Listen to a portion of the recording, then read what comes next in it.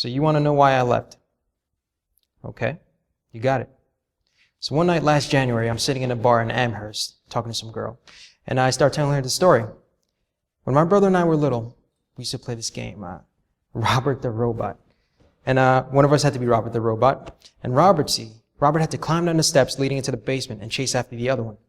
You know, you had to walk like a robot. You had to be real mechanical.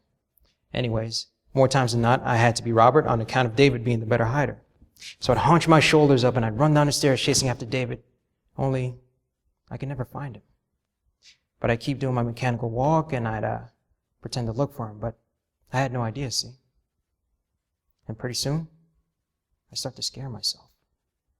The idea of being Robert the Robot, of having to go through the motions, that scared me. So I'd stop being Robert, and I'd sit down. And David, he'd come running out all screaming, pissed off, and he'd ask, "What's the problem?" And all I could ever think to say was, "I don't like being Robert. I don't want to be Robert anymore." A hush falls over the bar. And I realize everyone's been listening. I turn and I see all these college heads nodding sagely at the profoundness of my Robert story. And I had a revelation. I realized in all this time I hadn't succeeded in cleaving myself free of this family, only bound them tighter to me. That my friends weren't gods. They weren't the golden generation I was going to change the world, only the sons and daughters of the lower middle class playing at getting an education. And that we would take our lower middle class attitudes wherever we went. Because you can't just shake yourself free from that.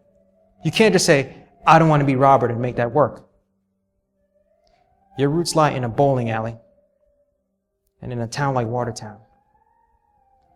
You are Eddie Bogle's son, and you carry him inside you.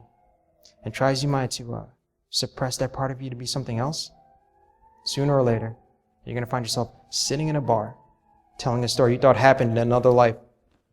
And just like that, the jig is up. You can't fool yourself any longer.